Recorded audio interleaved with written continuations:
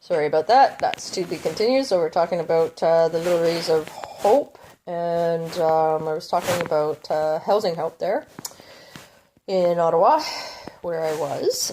Monica was amazing. She helped direct me in all the possible ways that she could. It was the little things that I had to hold on to, and having her there was one of them.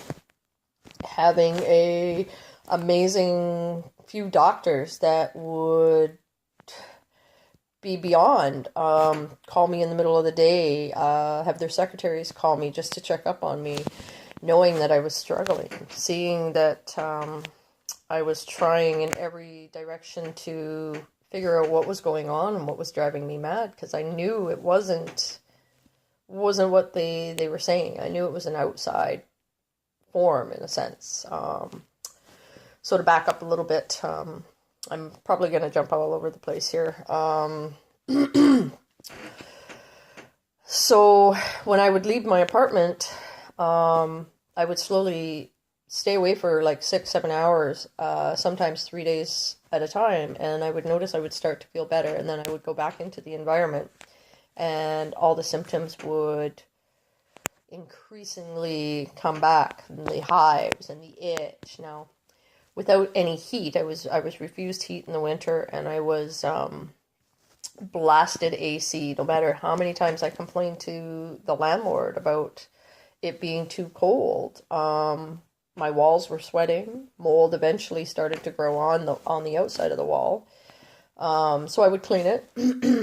At the same time, I had to cover the rads because it was insanely cold, too cold.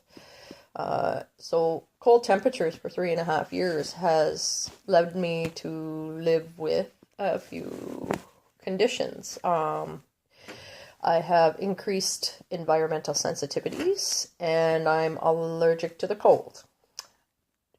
A lot of people laugh at that, and it's not a real thing, and allergies aren't a real thing, and being allergic to mold isn't a real thing. Well, we're going to talk a lot about that. We're going to go into the symptoms. We're going to talk about what it's like to live with extreme cold and the pain that comes from that. But I also want to talk about what it's like to have to find all the little things to persevere through ending up in a wheelchair, and the medical system and your friends giving up on you and walking away when you're left all alone and isolated, and having to fight the thoughts of negativity. I'm still here. 6.5 years, almost 7 years, and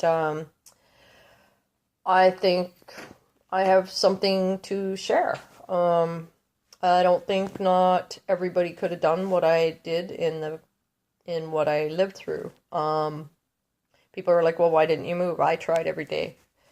There's a lot of discrimination out there. Once you end up on ODSP, people discriminate against that. If